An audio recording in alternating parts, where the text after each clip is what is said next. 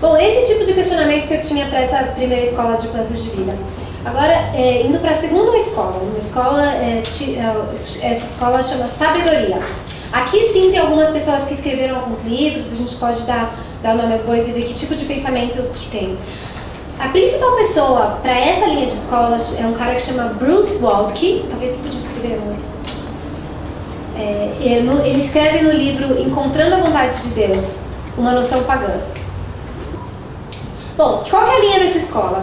Essa escola, basicamente, é uma reação bem forte da primeira escola.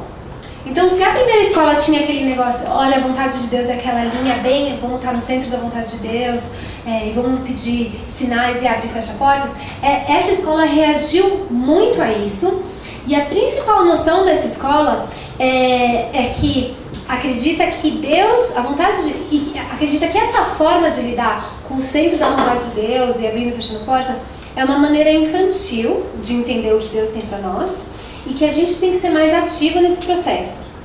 E a principal linha, o que essa escola acredita, é que Deus deu pra gente sabedoria, Ele criou a gente, Ele deu pra gente sabedoria, e quando a gente vai tomar decisão, a gente se torna para Deus e fala, nossa Deus, o Senhor me deu sabedoria, e com a sabedoria que Deus nos deu, a gente faz as nossas conversas, análises, tudo, e a gente toma essa decisão conforme a sabedoria que Deus tem. Estou falando um pouquinho mais dessa história, dessa escola. Ela defende que a voz de Jesus pode ser ouvida em uma tomada de decisão através de entendimento das Escrituras, de maturidade cristã e a sabedoria dada por Deus. A sabedoria é o chave aqui, né?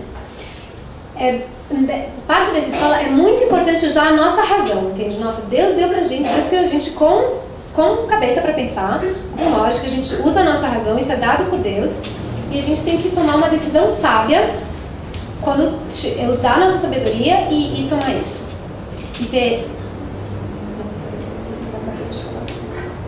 E a gente tem que ter um bom julgamento. Numa situação a gente tem que olhar, fazer análise, pensar.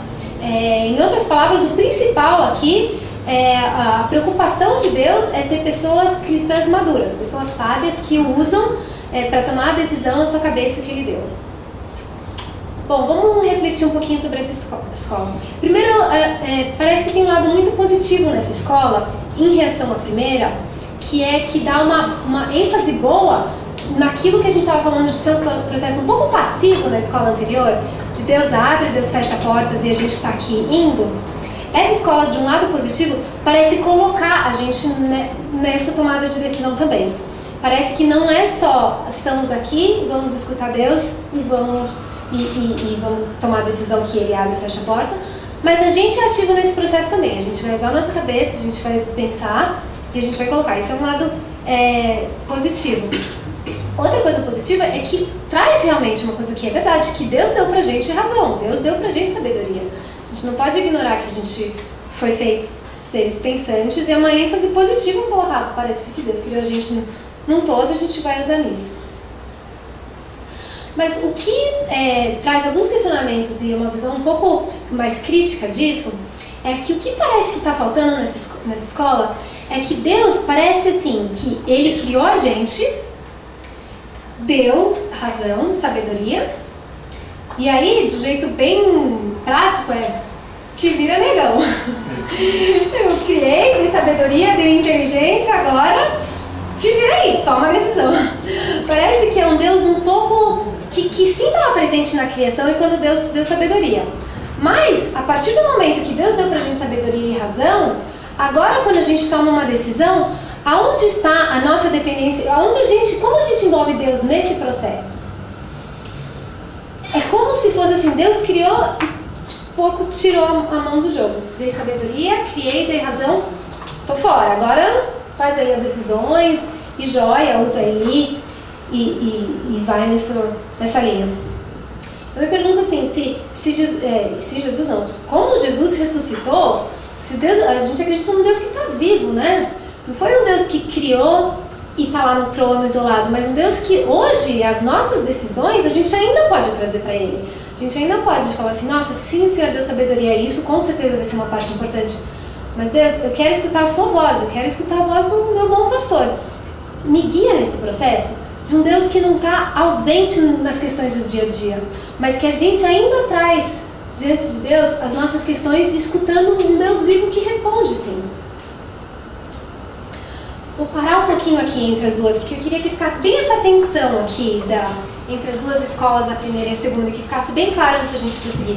Essa primeira linha aqui de planta da vida, de bem, assim, a gente sendo passivo no processo e tomando a decisão daquela vontade de Deus certinha, ainda naquela linha, e a gente passivo. E de um outro lado, é uma decisão, olha, eu tenho essa sabedoria, eu tenho essa razão e eu sigo por essa linha, e que a gente questiona onde está o Deus da dependência disso. Dá para perceber bem forte a tensão entre as duas aqui? E para mim, isso foi muito esclarecedor a primeira vez que eu escutei isso no curso, porque eu escutava muito essas duas linhas. E as duas me pareciam um pouco que faltava alguma coisa.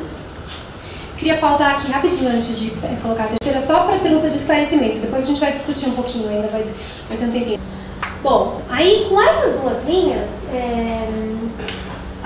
uma visão que foi me apresentada quando eu tomei esse curso, que eu achei interessante dividir com vocês, é uma visão que o professor chamou de tradição. Qual o pensamento dele? Assim como a gente mapeou como Deus falou na Bíblia e na história da igreja, ele pensou, bom, se a gente vai pensar sobre discernimento espiritual hoje, a gente precisa assim olhar para a história da igreja e tudo aquilo que os teólogos já trouxeram, a gente levar em consideração o que as pessoas trouxeram construir e ver como isso vai ajudar a gente para tomar uma decisão agora. Então visão de transição de, olha, vamos ver o que Deus já falou para a gente ser consistente com isso, para isso fazer mais sentido. Bom, então nessa visão, fala mais consistente do que Deus tem falado ao povo ao longo da sua história. E essa visão, ela pega partes diferentes numa tomada de decisão. Ela leva em consideração, sim, as circunstâncias, e as circunstâncias ali sendo... É a terceira. Eu estou chamando de visão escola tradição.